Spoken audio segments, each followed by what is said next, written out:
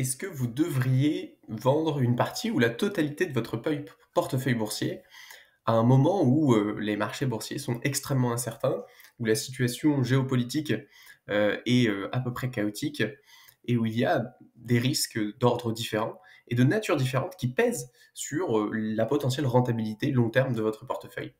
C'est peut-être une question que vous posez et vous connaissez peut-être sans doute la réponse classique qui vous dirait de non, ne pas vendre évidemment, ne pas paniquer en période baissière. Et je vais vous apporter une réponse diamétralement opposée. Je pense sincèrement que si aujourd'hui, en mars 2025, avec un portefeuille qui peut-être a fait -10, -15, -20, ça dépend de votre exposition à la tech américaine, vous avez pris effectivement cette moins-value en quelques mois, et vous vous posez sérieusement la question de est-ce que je dois liquider une partie ou la totalité de mes positions pour passer la tempête? Ben, je répondrais oui. Je répondrais oui, vendez, vendez, vendez à perte, vendez maintenant et ne rachetez pas, par contre, qu'on soit bien clair. Alors pourquoi je répondrais ça?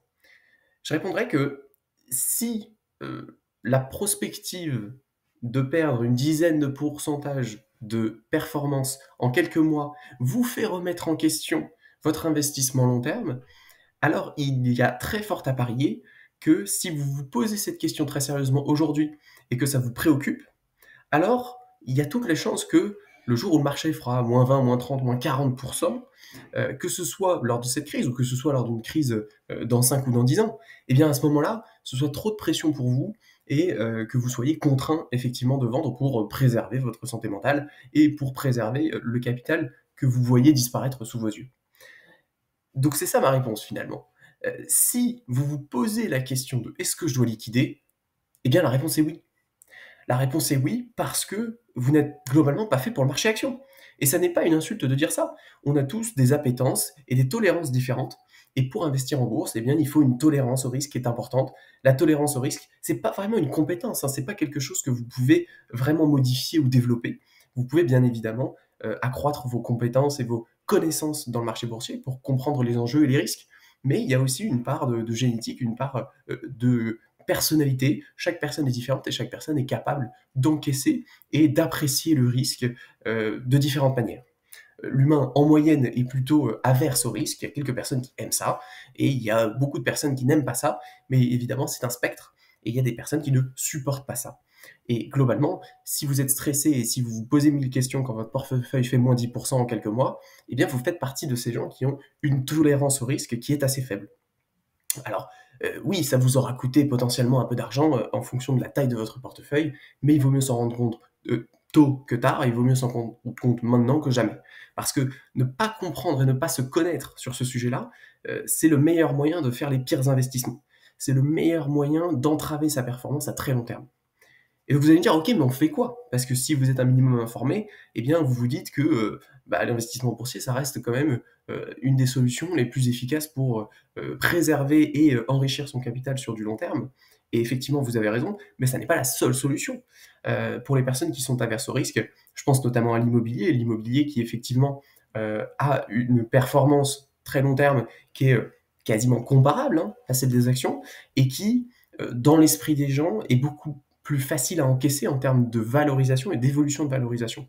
Parce que le marché immobilier n'est pas du tout constant, hein, il ne faut pas croire que le marché immobilier, c'est une ligne droite, croissante, pas du tout. Il y a effectivement des cracks immobiliers, mais pour une bonne partie de la population, c'est beaucoup plus facile d'accepter l'idée que, son logement a perdu 50 de sa valeur, mais bon, après tout, je peux toujours vivre dedans, que d'accepter l'idée que, la totalité de mon capital investi de manière dématérialisée, a perdu 50 de sa valeur.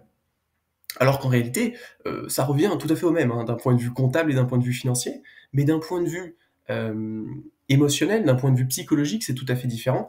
Et encore une fois, cette approche psychologique et cette approche comportementale de l'investissement personnel, elle est fondamentale à comprendre et elle est vraiment déterminante dans votre capacité à mener un plan d'investissement personnel au long terme. Bien plus, mais bien plus, que de choisir le bon ETF avec 0,01% de frais en moins. Bien plus que de choisir la bonne banque avec 0,75% de frais au lieu de 0,85.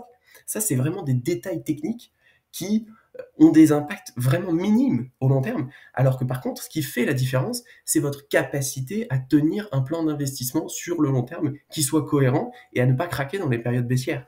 Et pour ça, il faut se connaître. Une fois qu'on se connaît, il faut adapter son plan d'investissement à sa tolérance au risque. Et donc oui, ça veut dire potentiellement investir dans de l'immobilier.